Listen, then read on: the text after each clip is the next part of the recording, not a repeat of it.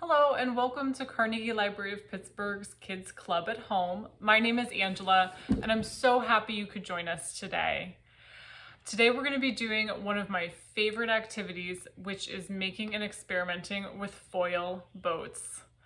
It's simple, but the reason why it's one of my favorites is because every time I do it, I both challenge myself and surprise myself. And you may see a little bit of my sidekick, my cat, along the way. Caregivers, when kids do things like experiment in making foil boats, it might seem like all fun and games, but what they're actually doing is sharpening critical problem-solving skills, thinking skills, and social-emotional skills, because a lot of times their predictions might be nothing like what happens in reality.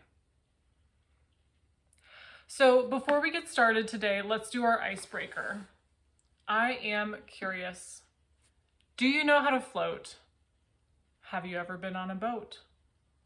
Did you like that rhyme? Well, I can float, and one time I canoed in a boat. I canoed to an island, and when I got to that island, there was a mouse on that island. And when I met that mouse, I wondered, what kind of boat did this mouse ride in to get to this island? You may have received supplies for today's activity in a grab-and-go kit at a CLP location. If you want information about that, you can call the library at 412-622-3114.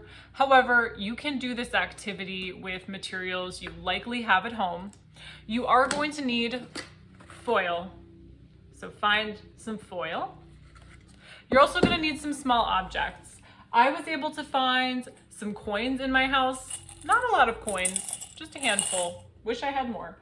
I also, though, did find a lot of paper clips. So you might have some paper clips. The thing to keep in mind is what you choose will most likely get wet. So talk to your grown-up about the objects you want to use. And of course, when you make your foil boat, you are going to need something to float it in. So you might want to grab a large bowl. I grabbed a big plastic tub from my garden, so it doesn't have to be this big, but you do need something to float your boat in. Before we set sail on our activity today, I want to remind you we're always interested in knowing what you want to do. Connect with us on Twitter at Carnegie Library or on Facebook at the Carnegie Library of Pittsburgh. Let us know what activities you'd like to see.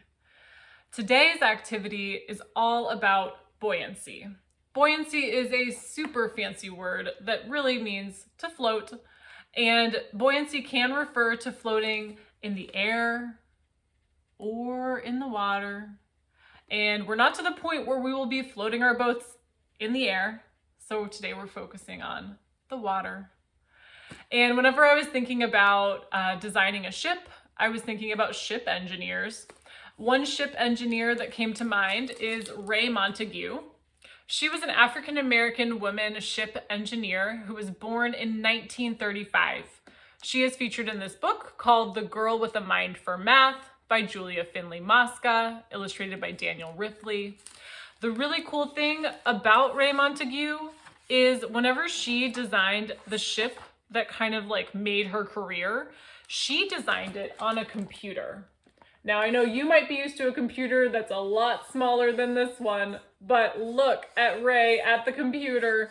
She was able to design a ship on a computer in 18 hours, which is less than a day, as that would have taken weeks or months at the time, but they needed that boat quick. The other thing about Ray is since she was designing at a time when most of the ship designers were white men, she experienced a lot of discrimination because of the color of her skin and because she was a woman. Even though she succeeded in designing that ship on a computer, she still experienced discrimination throughout her career.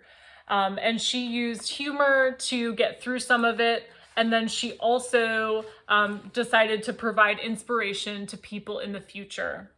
She says that you should never give in. Take your chances, rock the boat, and if it sinks, you can swim. When a storm comes your way, hold your course and don't stress. Never quit. And like Ray, you can propel straight to success. And there's a real photograph of her at the end of the book. So this book makes me think about whenever you see unfair things happening, what do you feel? And what do you do? And what do you feel when unfair things happen to you? Ray's story is a great chance to reflect on that. And if you want to explore more from this book, you can borrow it. If you don't have a library card, you can sign up at carnegielibrary.org, or you can give a call 412-622-3114 for information on how to sign up. Let's get going with our boat design. You can choose the way you want to do this. You might want to find some books or images of boats to help inspire you. You might want to put pen to paper and start making some designs. Or you may just want to grab your foil and get going. It's really up to you. What are your steps?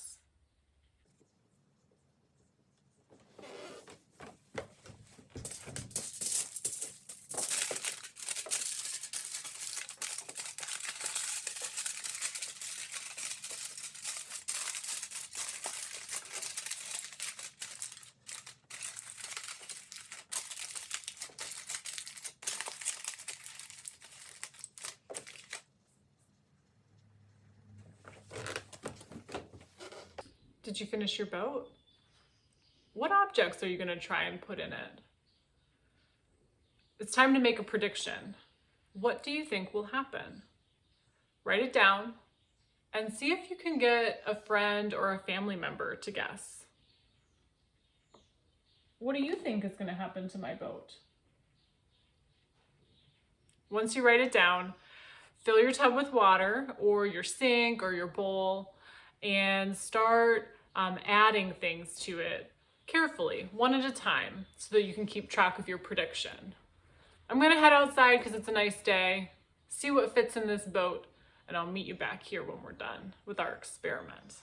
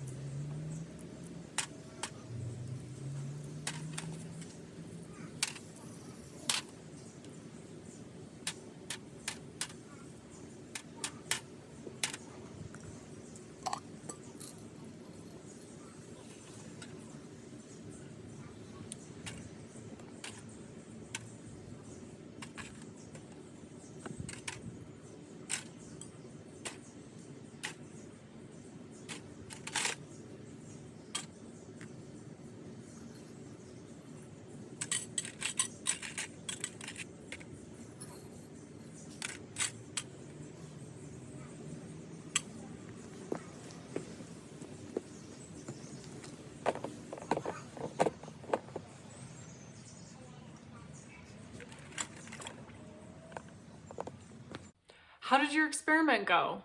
Did your boat hold more than you thought? Less? Same? My boat held so much.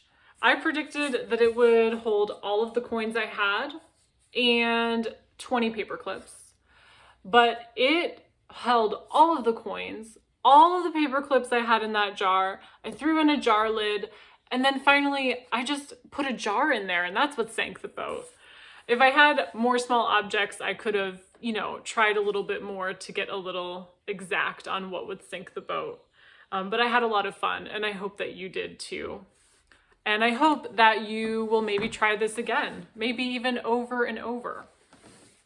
Caregivers, whenever you are doing activities like this, one way to expand literacy is to build background knowledge. And background knowledge is helpful because when kids then encounter unfamiliar vocabulary or concepts, they'll have a memory to attach in order to quickly learn new things.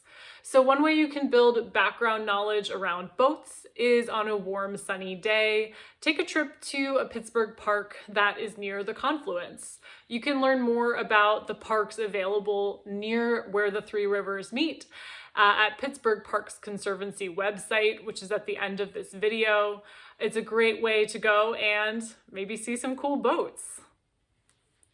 If you filled a tub or bowl with water today for the activity, consider storing it in a watering can or in that same container. Use it to water some plants so that you can do your part to reuse. If you're looking for other stories about inventions or inventing and tinkering, you might want to check out The Most Magnificent Thing by Ashley Spires. For just a story about boats and to build for emergent readers, you might want to check out The Quiet Boat Ride by Sergio Rozier. And just as a reminder, we did take a look at the picture book biography, The Girl with the Mind for Math, today. And if you want to level up and you want to start incorporating motors into your boats, the library does have some resources like that. There's this huge book where you can explore different kinds of motor boats to make. Thank you again for joining us for Kids Club at Home today with Carnegie Library of Pittsburgh. You can always keep an eye out for more grab-and-go activity kits at your neighborhood CLP location. We miss you so much, and we look forward to creating with you next time. See you later.